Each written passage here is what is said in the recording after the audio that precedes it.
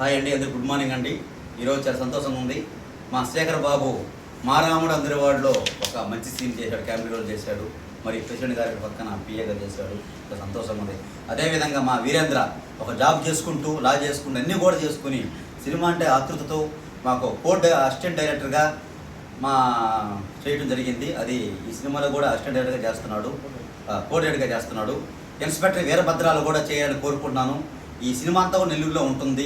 ఈ సహకారాలు ఎప్పుడు మా పక్కే ఉండాలని సంతోషంగా ఈ సినిమాకు మంచి విజయం చేకూరుస్తారని కోరుకుంటున్నాను.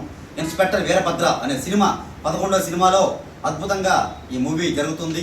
మన నెల్లూరు జిల్లాలోనే నేను చేయాలని పట్టుదలతో ఇక్కడ చేస్తున్నాం. ఎందుకంటే సినిమా అంటే మాకు ఇష్టం. రాజమండ్రిలో చేసాం, సంతోషంగా ఉంది. నేను నిర్మాత గారితో మాట్లాడి, కుమార్ గారు అన్నమాట, నిర్మాత గారితో మాట్లాడి ఆయన చిన్నప్పటి నుంచి సినిమా అంటే ప్యాషన్తో నాకు గిఫ్ట్గా 10వ సినిమా చేయాలి హీరో గారితో అని ఆ కుమార్ గారు రావటం, మరియు అదేవిధంగా ఇక్కడ జరుగుతున్న సమావేశాలు కూడా చూసుకొని సినిమా అంటే ప్రేమతో ఒక టీచర్గా చేసుకుంటూ కూడా మా గురువు గారు అన్వర్ బాషా గారు రావటం, రమణబాబు గారు రావటం అందరికీ శుభసూచకం. ఎందుకంటే ఇన్స్పెక్టర్ వీరభద్ర ఆ టైట్లోనే ఉన్న పవర్, ఫుల్ పవర్.